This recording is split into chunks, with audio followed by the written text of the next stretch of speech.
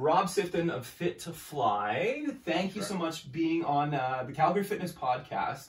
I think that you know, it's really important to talk about what you do and who you help. But so go ahead and just give me your blurb, give me your 2-minute blurb about who you are, who you help, and what you're up to. Cool. Okay. Yeah. So my name's Rob Sifton, and I own a company called Fit to Fly.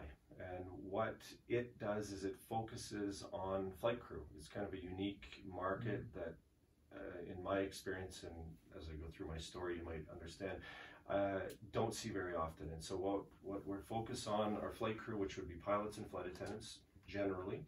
And we try to assist in lifestyle factors such as sleep, exercise, nutrition, to ultimately have them retire healthier than when they come in the door for the first time, with the ultimate goal of living as independently as possible for the rest of their lives. And for me, at least, independence means being able to fall down when you're 95 years old, pick yourself up, and not be injured either too badly, or if you are, be able to get yourself to some place of safety. And I saw it with my grandparents. They all passed away probably around a decade or so ago, but watching avid farmers go from really active to off the farm to a house that has a big garden and lots of stairs, to all of a sudden then having a few falls and then moving to either long-term facility with assistance or an apartment with an elevator, and then they're not going outside as often. And really questioning what it is. And so my one grandfather would ask him, like, you know, what's going on? Why are you not going outside? You used to enjoy going for walks, etc. And his answer was, because if I go out on my own and I fall down, I can't get up. And it's kind of heartbreaking when you hear that. So then when I got into aviation, and so the other piece to me is I'm a pilot. I work commercially. I've been flying for 23 years now, just about, and have flown the gamut of night freight up in the northern parts of Ontario. Let's see, Manitoba, BC, Nunavut, or it was the Northwest Territories at the time, and now with a commercial airline in Canada. Wow. And so I've been lucky to kind of experience a whole bunch of different backgrounds and see different people. And I'm seeing in aviation the precursors to what my grandparents fell into, which is mobility issues, nutrition issues, sleep issues, and Fit to Fly focuses on that. Yeah, I think that's, and it's so applicable to a lot of people too. I mean, like, you talked a little bit before we even started recording about the stress level that kind of goes into, you know, aviation. I'd like to touch on that just a little bit. Like, what's the stress level like? There have been lots of articles that are out there that rank stressful occupations, right? So you'll see, you know, military and police and pilots are up there and flight attendants are up there. What I think they're missing sometimes is they're putting stress into the emotional bucket. So I don't know about you, but for me, if I were to be on TV, that would be a nerve-wracking event. If I were to ask you about flying, you would think that flying might be a nerve-wracking event.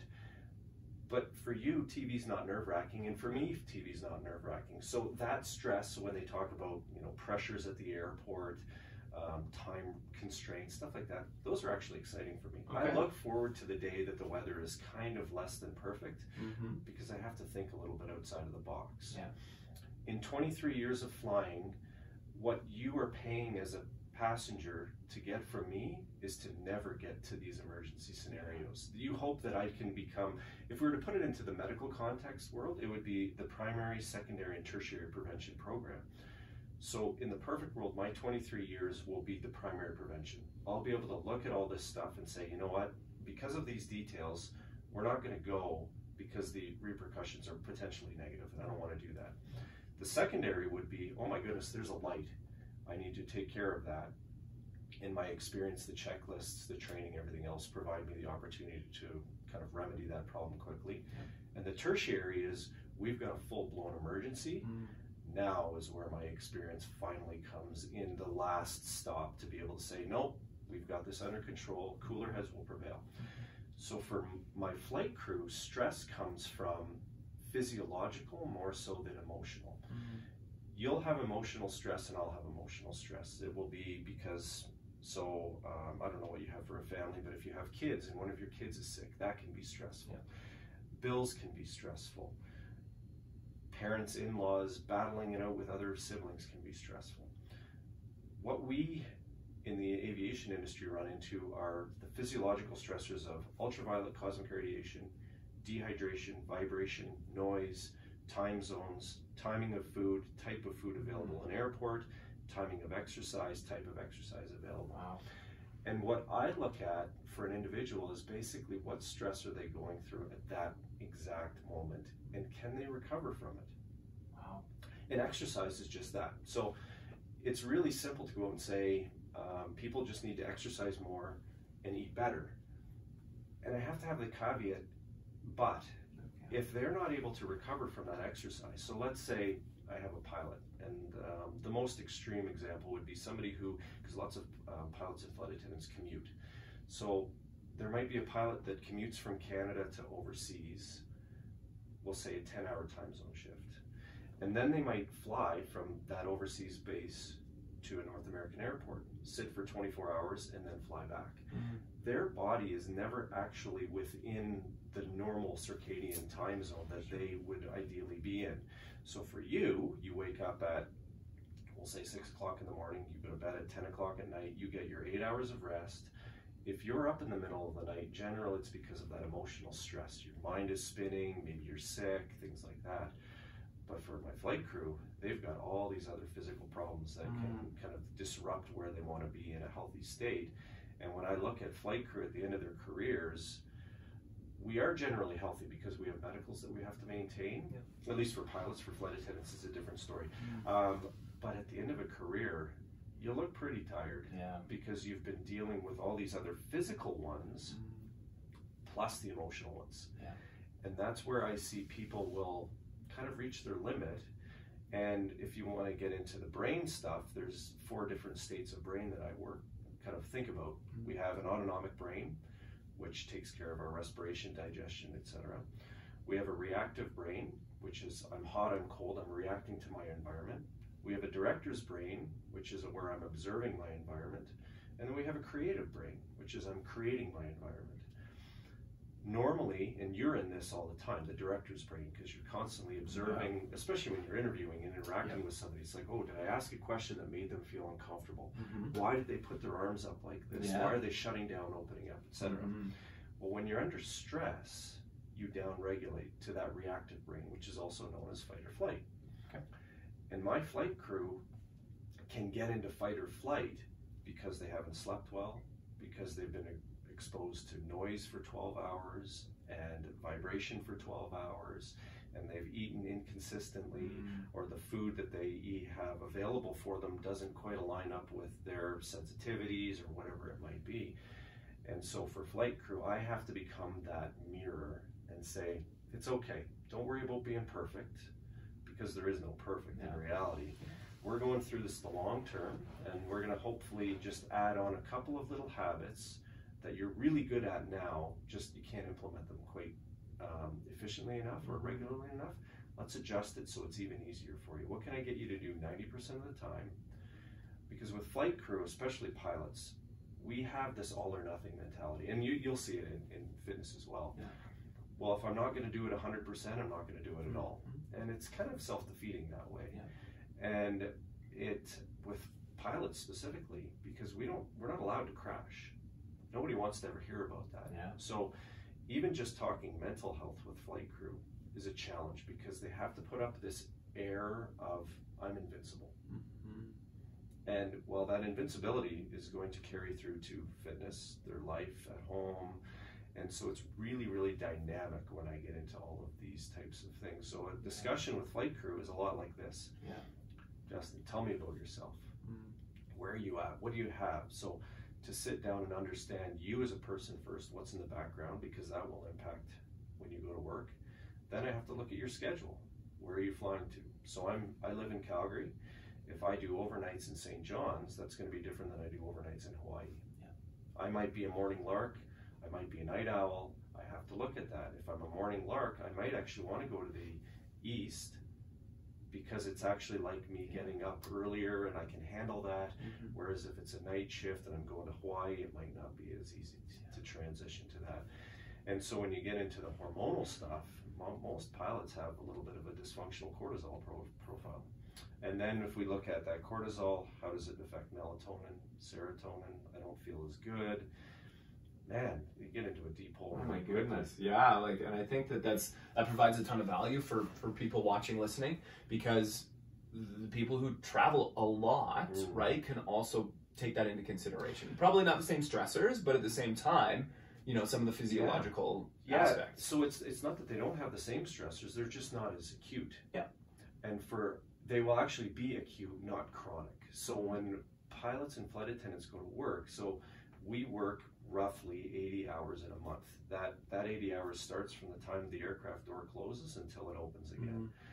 And when you're getting 80 hours of exposure of all of those physical stressors, it adds up. And what's really interesting to me is when I do body compositions on them, almost without exception, everybody stores their body fat umbilical because cortisol profile again. So stress, their body is just constantly in fight or flight. Yeah. Now, it's not fight or flight for us generally because an airport environment for us is really comfortable. I can walk into any airport and be able to look around and say, okay, this is where I'm going to go, even if it's a brand new one, because I understand the layout. And I'll give this story to flight crew sometimes and say, imagine you're a grandparent who's never traveled to see their grandchild. And let's say they're 80 years old. And all they've heard is that to get to the airport, you have to go 3 hours in advance. And they've got a 7 o'clock in the morning flight. So they're getting into a world that they're a little bit nervous about. So the night before, they don't eat a great meal. We'll say it's 7 o'clock. And then they get a really disrupted sleep and they get up at 3:30 in the morning. Now they get to the airport and the first assault happens, although they meet some great people that are helping take their bags, but then they get into the security line. Yeah. And you have to have your boarding pass. Oh, I'm not even at the plane yet. No, you need your boarding pass. And oh, okay. And you weave through this long line and then you get to this conveyor belt. Some people are taking sweaters off and you put your bag on a trolley. What do I do here? And you can already see they're shutting down a little bit because they start to look around, their eyes glaze over a little bit.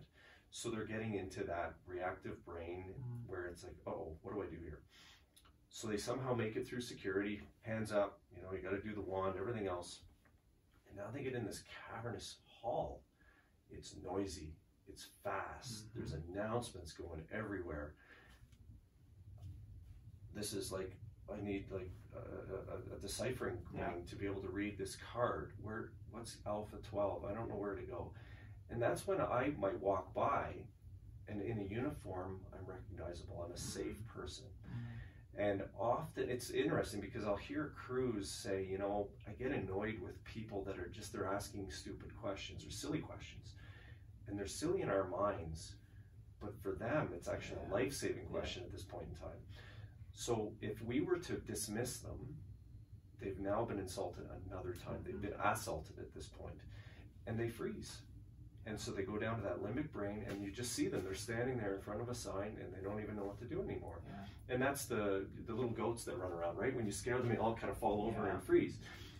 And this is what happens to them. And thankfully, my crews don't get to that. Because we've been trained, the aviation industry is amazing at setting up checklists and policies and procedures, so it's called SOPs, so that you don't actually have to think a lot. And for pilots, I mean, we're trained twice a year. We're in the simulator. We go through all these different events. And it's really neat to watch because I can watch new pilots who come online and their vision originally is like this. And as you get more experience, it gets bigger. So for you in the media industry, you'll be able to, like the first time when you probably got in front of a camera, it was just like, I can only see the teleprompter. There's nothing else I can see. Whereas now, if you're doing a co-host thing, you can feel what they're feeling. You can see the, you know, the director behind or however the system works. Your brain is open up to the possibilities because now you're a director again. You're under less stress. And I think that's important too for the fitness industry, aviation, any industry that you may be working in, or you have to have that empathy. It's going back to the grandparents to be like, you are a trusted professional. Treat the people who are you know, maybe newer, maybe, you know, have a less understanding too, that it's different and they're going to experience it different. I love that empathy, because it's funny, because when I listen to two of your other podcasts, empathy has come up in a number of different scenarios, and it's something that I think in the fitness industry takes years to grow and to learn. When I first got into it, so if I can go back a little bit, so when I got into this, I was an active kid. I was just into sports, competitive curling, a little bit of golf, badminton, but I was a small fish in a small pond. I thought I was kind of really, you know, I knew what I'm doing, right? And then you get into the national stage, like, I don't know anything. And in aviation, I started seeing people getting injured and stuff like that, and I didn't know what I didn't know at the time. And I thought, well, I'll just get them to exercise more and eat healthier. It'll be simple, right?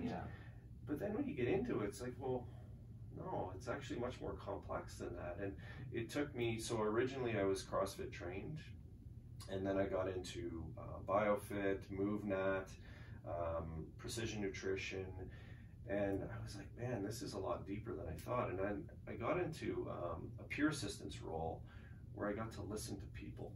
And as a peer pilot, I just sit and listen and say, Justin, man, what's going on? Things sound like they're a little bit tough. Yeah, man, I'm running into all this stuff.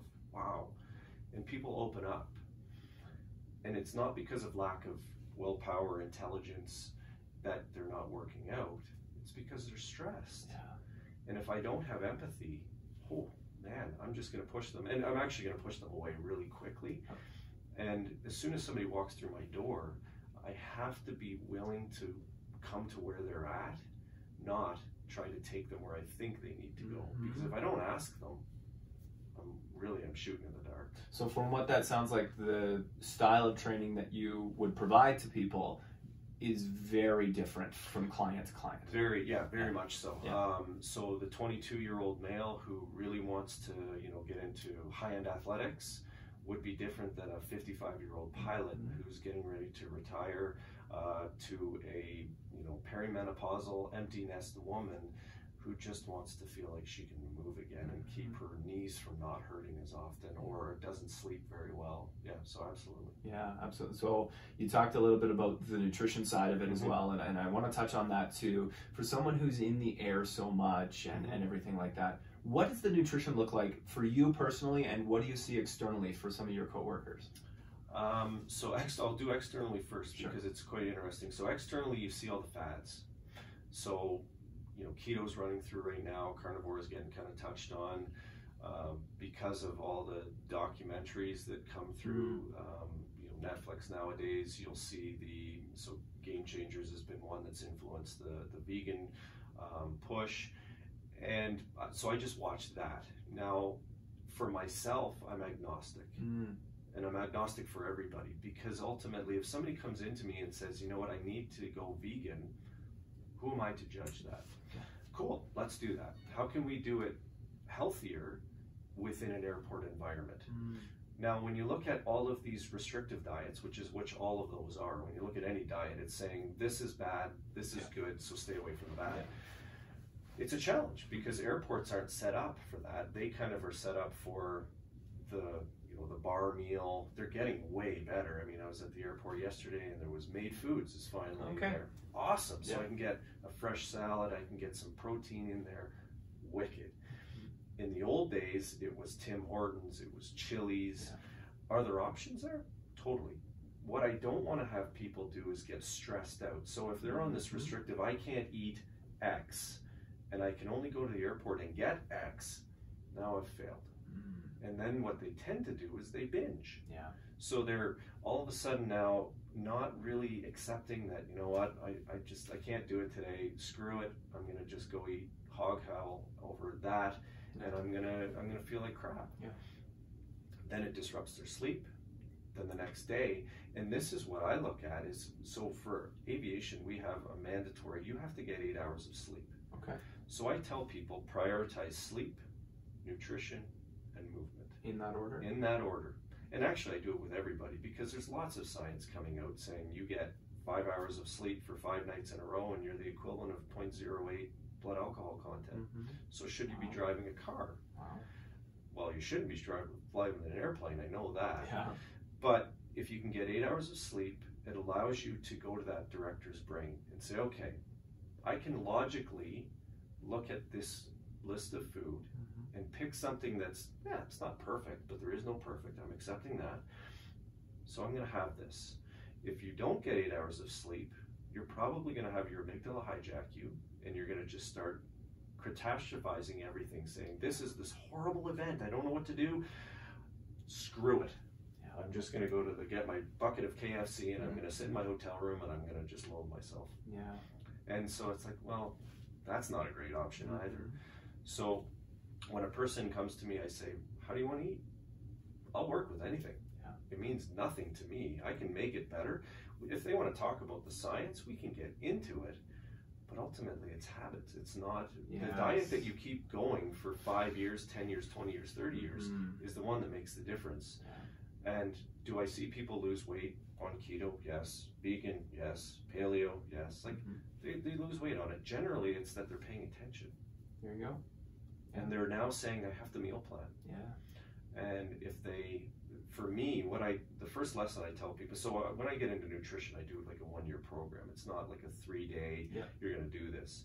But the first lesson is take time for you. And people don't understand why that is, but it layers onto the second one, which is eat slowly. And then they're like, okay, well, I'm eating slowly, now what? Listen to your body.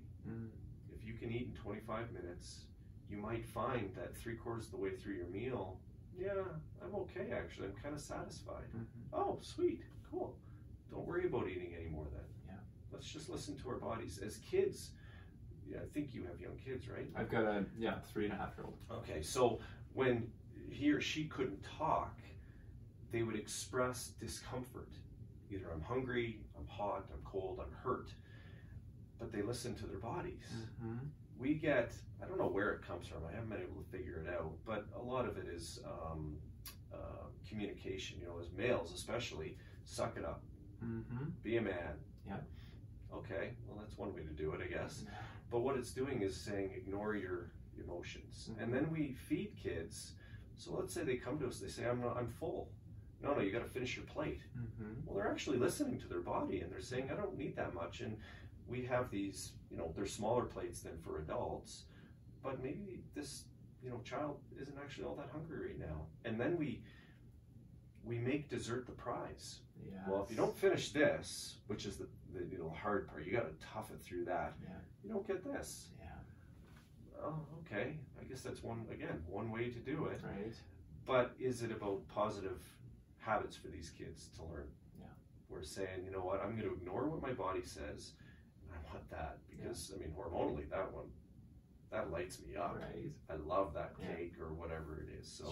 So if I were to go back, what I see is people tend to struggle. They look for an answer for a problem, and they look for one pill, and that pill might be keto, vegan, whatever, and they just cycle through. And so to me, it means they haven't changed any of their habits. So let's go into an airport. There are absolutely great ways to eat. It takes a little bit of work. Yeah, absolutely. And I love that you touched on sleep. And a couple of my clients I heard the other day, I just overheard, they were talking about sleep and how, if you don't get enough sleep during the week, then you can just catch up on the weekend. I'm really curious to hear your thoughts on that and how you can prioritize sleep a little bit more. So if you get into, I'm not a sleep expert by any stretch of the imagination, but I love reading about it. And Matthew Walker has got a great book called Why We Sleep. And so he's out of, I believe it's UC Berkeley, PhD there. And he kind of dummies down the science to the layperson. And I'm a layperson with this stuff. Yeah. And he will tell you that, no, you can make up, but you don't make up for what you lost. And when you get into the hormones, and this is what I run into with flight crew. So there's adenosine, and then there's your natural sleep circadian rhythm. And your adenosine, when you're awake, continues to add up. And when we sleep, we kind of drain it out, so through the glial lymphatic system. And once you miss that, so I'm really tired, and then you go past that, you get your second wind. It's the difference between where your circadian rhythm and that adenosine is, that's where you get that sleep pressure. And so people are ignoring it during the week and trying to make up for it on the weekend. I don't believe that works. I believe that they're underperforming during the week. And then what do? They use high intensity workouts, caffeine, to stimulate themselves. Yeah. So they're driving their adrenal system to a high when it's saying, again, this is ignoring signals, we want to rest. Yeah. And I got into this.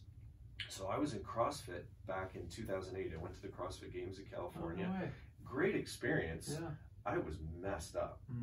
At the time we were doing zone, really trying to get lean, and I don't remember, I think I was probably under 5% body fat going to the games. Now, I don't love body composition because there's a whole lot of inherent error into it, but at the end of the games on the Sunday, I didn't work out for months and months and months and months because my adrenals were tapped out. Yeah. And we had been doing this, you know, so the WOD of the day for CrossFit off the main site was basically 2 on, 1 off, or 3 on, 1 off, I can't remember exactly. And we were tapped out because we were doing double days and triple days. It's like, my God, what are we doing here? And then we were low carb. Of course we're going to get messed up. Yeah.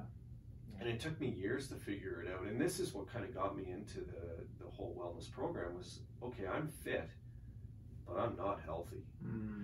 And so now when I look at people, if you don't prioritize sleep, you will not be absolutely healthy. There's no way there's no science that will give you a let to say you can work on 4 hours a day. Now there is a really small proportion of the population, I don't remember what Matt said, but it's like 1% that can function, these high performers. But when you get chronic undersleep, you get to what, so Margaret Thatcher was one that says that she didn't sleep. Ronald Reagan, they both died of dementia. I don't really want dementia. I want to be able to continue to have a highly functioning brain as well as a body. And I can tell you, and you might be able to reiterate this as well, when I don't sleep well, I don't function well. Not at all. Emotionally? No. Physically? No. So, absolutely not. There's no way that and that's why I dummy it down to the basic, look, try to get 8 hours. It's not going to be good, don't get me wrong, because most people don't sleep that well. Yeah. If they're waking up at 4 in the morning, we have to ask why. If they're not falling asleep at night, we have to ask why. And the asking why allows you to get into the kind of the background stuff. It's kind of like an addict. Alcohol isn't the problem for the addict. Alcohol solves a problem. It's dysfunctional, but it's solving a problem, just like food solves a problem for a food addict. But ironically enough, I mean, I was an orthorexic. What's that? Aiming for the perfect meal. Okay. The obsession of eating into perfection, or having the perfect workout, whatever it is. So it's obsession of being perfectly healthy, and it's not diagnosed in the DSM yet. But I absolutely believe that there is you could define it as an addiction. Because in my world, when I was doing Pure Assistance, I would define an addiction as anything that you do consistently, despite there being negative consequences. So you can put that into any bucket. It can be food, nutrition, food and nutrition are the same. Exercise, sex, shopping, and then the hardcore ones. Everybody knows what's wrong with drugs and alcohol, cigarettes. What I do is I flip it upside down. So if I were to come to you and you were like, yeah, Rob, you know what, I'm having a hard time with alcohol. Cool. I don't need to ask you what's wrong with it. I would ask you, Justin, what's going right with it? What's it actually solving for you? Because that gives me an underlying understanding of where you're coming from. Dude, man, you know what? I'm having a hard time. My spouse is gone all the time. They work up north, and I miss them. Yeah, there's connection that you want there. Okay, cool. So if we go to sleep and they're not sleeping, why are you not sleeping? Oh, you know what? My brain is spinning. I can't fall asleep. Awesome. Well, maybe we should try journaling.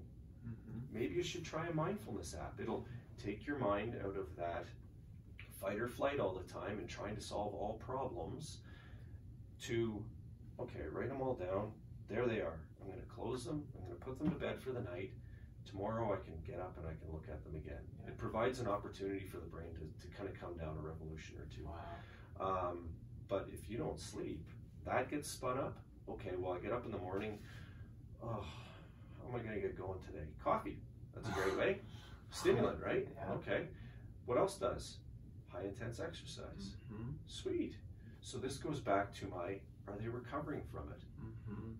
And if you're not sleeping, you're not recovering, because that's where testosterone is developed. That's where memories are laid. If you're a student, or let's use a pilot. Yeah. So with Matt Walker, he would get into the studies that they did. They actually were able to identify where new lessons learned today are laid in sleep. So they did a study. They provided 8 hours of studying and then 8 hours of rest, or 8 hours of study, 4 hours of studying, cramming, 4 hours of rest. Mm. So the results that this came, the people that studied for 8 hours and slept for 8 hours retained more information than the people that studied for 8, crammed for 4, and then slept for 4. Because the beginning of sleep is where we lay into the short-term memory to be able to recall it later. Yeah. Now, if you go the night before, if you don't get a good sleep, you're not priming your brain to absorb the information. So it's really like, holy cow, this is complex. So if I want to be sharp at work, I want to be sharp at any job, it doesn't matter what it is, I should probably get more sleep. Yeah. Think about students. Yeah. What do we do with kids? We force them out of bed. Now you'll see, and Nat talks about this as well, kids will slowly gain independence in a safe way by moving their time zone late. So as teenagers, and I did this, and I'm sure you did it, we tend to stay up late. We become more night owls. Yeah. We're still available for, to reach out to our parents, but we have a little bit of independence. When they go to bed at 9 o'clock, I'm up until midnight. So I've got 3 hours of trying to figure out this life stuff. But then they're not getting 8 hours of sleep because they're getting up at 6:30 in the morning to catch the bus to catch an 8 o'clock, first class. So it's, okay. So are we setting up students to really do that? So sleep, vital. Oh my goodness. Like, absolutely eye-opening for sure. You did mention that some of the tactics in there too, journaling, meditation, those kinds of things. Is there anything else that you can maybe suggest or recommend for people to do? Because, like, for example, I know someone who I've suggested a couple of things to try to help them, and they're, no, that's not for me, right? So. Okay, yeah. I mean, I don't have a master list. Sure. Like some people will, if you have a real problem, go to a doctor. Yeah. Some people are going to be averse to getting, if it's whatever the sleeping pill of the day that they prescribe is. No, do that in the short term, but work on what's going on. So, ultimately, it's try and figure out what's causing the disruption. Don't worry about the fix yet, because if you don't understand it, you can't fix it. Doesn't matter what it is, but if you can use a melatonin pill to help you get 1 more hour of sleep, great. That's okay. It's not long term, hopefully. But for most people, it's just don't go as hard all day, honestly. We're trying to achieve everything for everybody. So we don't sit idly. And, phones, and we're always stimulated by all this stuff. So we're addicted in some ways to cortisol. I love the hit. Give it to me. Hit me a harder workout. As soon as I hear that, my first thing is like, no, we need to kind of pull you back. Now, how you do that is always a challenge, right? As a good trainer, you're able to either articulate why it might be of value to pull it back, but they still won't follow that. Honestly, they're probably gonna go find somebody else because you're their dealer. Okay, so I'm dealing out the hard workouts. Okay, or you could actually just walk along with them and say, okay, we're gonna push you a little bit today, and as a good trainer, you can kind of morph it a little bit and say, okay, we're gonna get you 1% every day, but I'm not going for 20%. No. And if you can work with that, make it about them. Don't make it about 100%. You as the trainer, because it's client-centered, right? It's not about coach-centered. Yeah, absolutely. So for most people, I don't give a lot of ways to solve it unless I really truly understand where it is. Completely understand. So let's touch a little bit on the workouts themselves too. You mentioned high intensity. You mentioned CrossFit. I guess where has that morphed to today? Kind of what's your philosophy on training? So it'll depend on the individual. And what about you personally?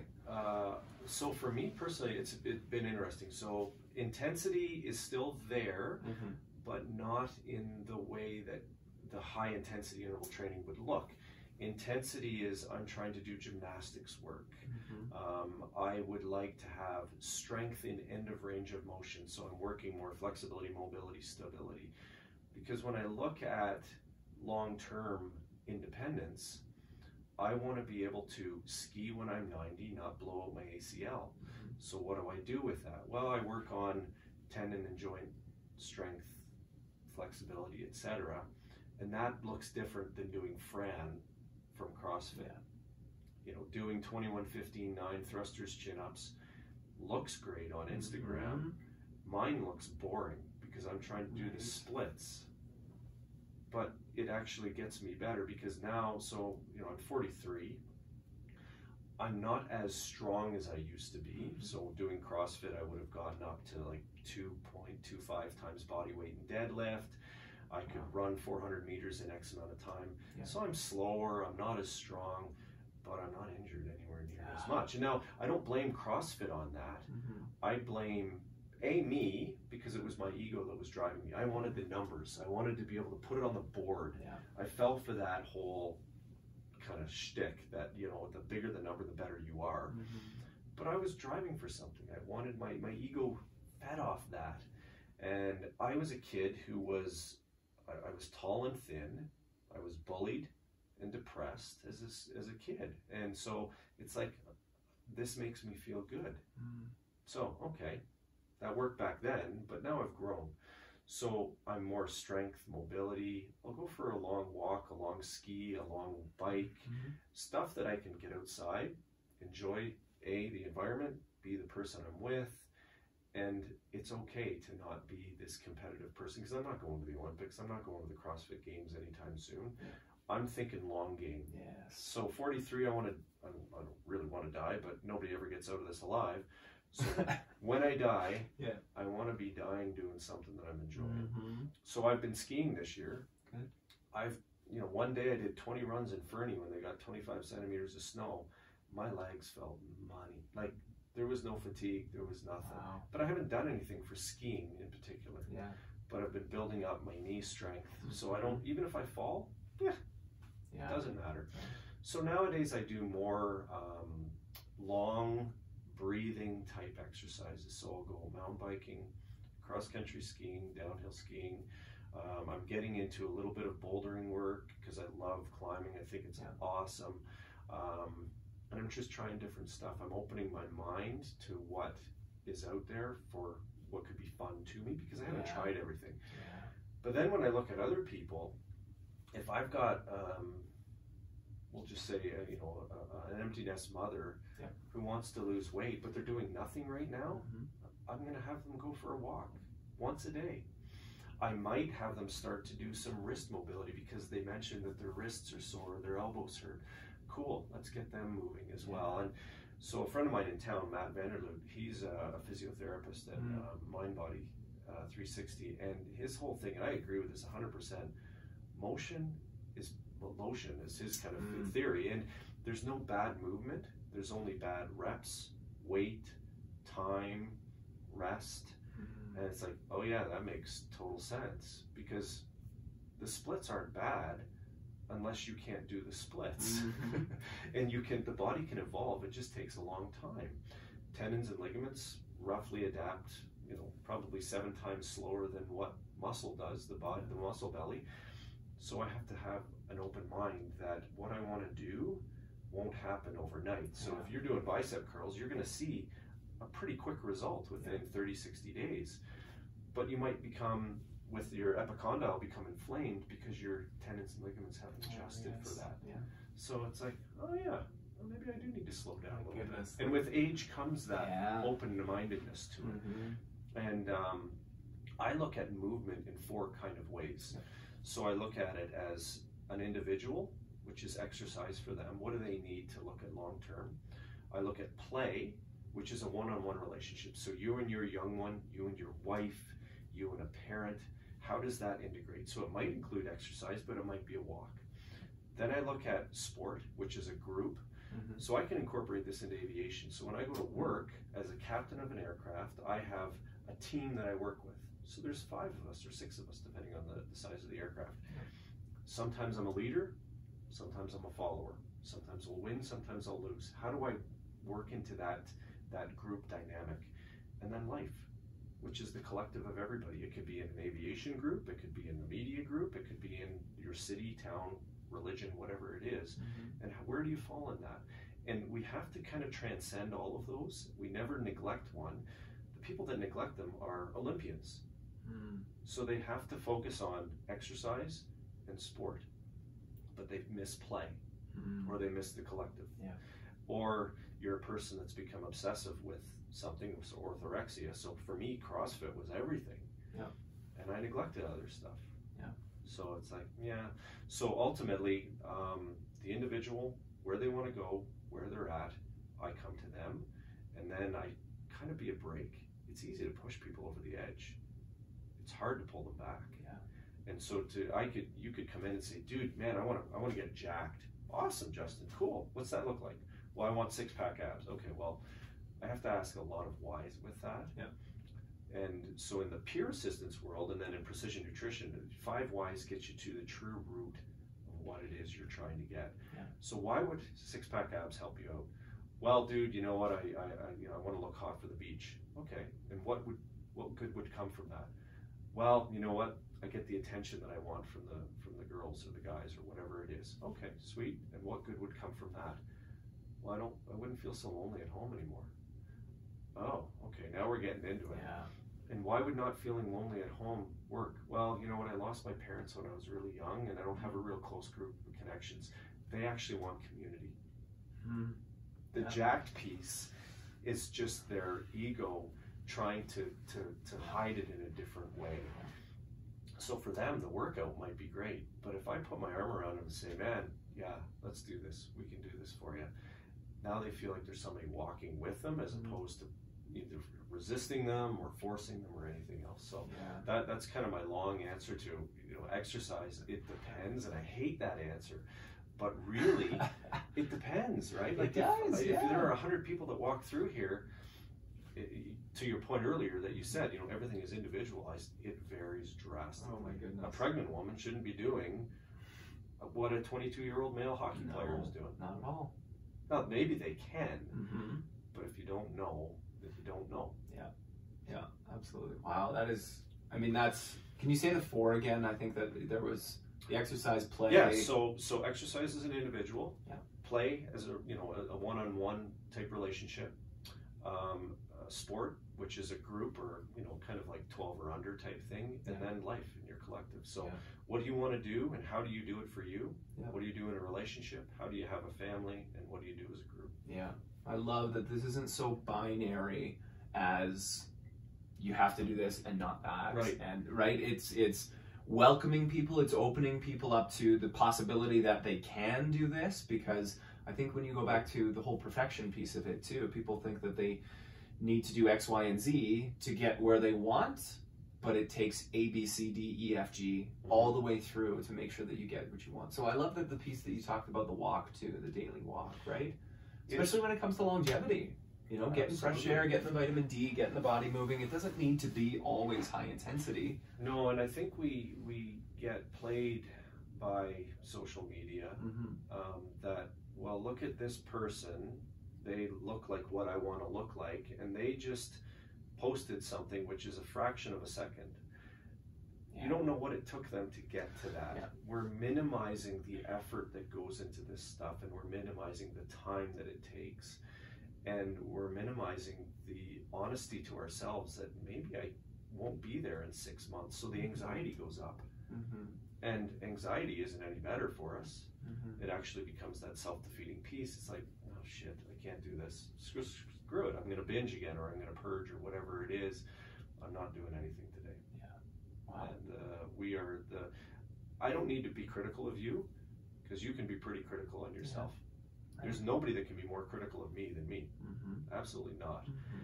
But in my mindset, I might be trying to get your praise all the time. And so then I will become self-critical of myself, because Justin didn't give me what I was hoping for, which is a like on Instagram or whatever it might be. And it's challenging and that's why I say I'm a break for people. I'm like, it's okay. don't worry about perfection. Think of 1%. And in what is it? The book. I'm trying to think of what it's called. I'm pulling a blank on it. But they talk about just do 1% a day. Don't worry about trying to hit the home run. Yeah. And if you look long game, 30 years, 1% a day over 30 years is an appreciable difference. Right. And I'll put this into the kind of the context for investing. There's no investor in the world that would say you should wait until you're 50 to invest your money. They'll say invest $5 or $1 a day when you're starting at 20 because the law of compounding interest is driving you at that point. Yeah. Well, the same with our health. And in some ways it's backwards though. If you don't do the work, you're going backwards 1% every day. And then you're going to have to dig yourself out of that hole. And that's much more frustrating because you don't have the energy, the capacity, your body, the hormones are all, different at that point. So hopefully we get to a level wherever that is and we can maintain it. The reality is we're going to degrade over time, but I just hope to decrease the rate of that degradation over time so that I can fall down, pick myself up, keep skiing, go golfing, run with my grandkids, great grandkids. Ideally, if you could outrun your grandkids, that'd be awesome. Right? And the most simple, so you want to talk about exercise, then one of the most simple movements I have people do is actually static. It's hanging. Because it's grip strength, it's shoulder health, it's decompressing the spine, and it's something that takes attention to do it. It's not fancy, but for the average person, just when I do assessments, getting a shoulder overhead is a challenge. Cool. Okay, well, let's hang. It's hard at the start, and I've introduced it to people that can hang for 1 second, and then they might come in, I'm frustrated, I'm not making any gains. Cool, okay, so we get them on a chin-up bar, start the stopwatch, and I distract them, and they talk, and they get to 30 seconds. Like, that's awesome. It's not really glamorous, but now, where does that transfer? You can carry the bags a little bit easier. You can grab something if you're falling a little bit easier. And so in aviation, I have to look at the two different careers. So flight attendants are exposed to different risks than pilots are. Flight attendants move a lot and are standing up. So if they get injured, it's generally from impact, from turbulence. They're moving a heavy cart. So I have to do different work with them than I do with pilots who are sedentary. And so for us, it's just about sit in your seat, move your spine. Because if your spine is not working properly, you're not going to go to work. I can work with a bum elbow, a bum shoulder, a bum knee, but I can't work with a bum back. And so this is about insurance to make sure I can make my career. Flight attendants, it's ensuring that they don't get injured when turbulence happens and you brace yourself, but one hand rolls over this way. So an example would be I slowly have people do push-ups with the back of their hand on the floor. Now, it might be that I start them on the wall. Because when you go to the tissue tolerance, this on the floor with my body weight and the mobility and everything else doesn't work. But on the wall, I can totally do that. In my playground, I call it the Fit Pit, I have I guess a plank, for lack of a better word, but a table that I can decrease the inclination so you can add weight. I get into geometry all of a sudden. It's like, oh man, there's a lever, there's an arm, there's a moment here. How do I make it a little bit easier, that 1% again? So movement, again, it depends on where they're at. 100%. So for you to summarize this entire thing, it sounds like motion is lotion. That's basically, I love that. I got that a lot. Like, start small. I mean, especially if you're just a beginner, right? If you get some motion in you, then that's going to be first and foremost. The nutrition, do what you want as long as... I mean, do what you want. Listen to your body first. It's much more complex than that. But, eat real food. That would be the one thing I'd say. Just eat real food, whatever real is for you. Okay, Rob, where can people find you? Where is the best way to get in touch with you? Are you taking on clients right now? So I am... At the time, it depends on the assessment. I have to look at because I do have a career, I look at where am I at with my clientele. Ideally, my clientele actually leave.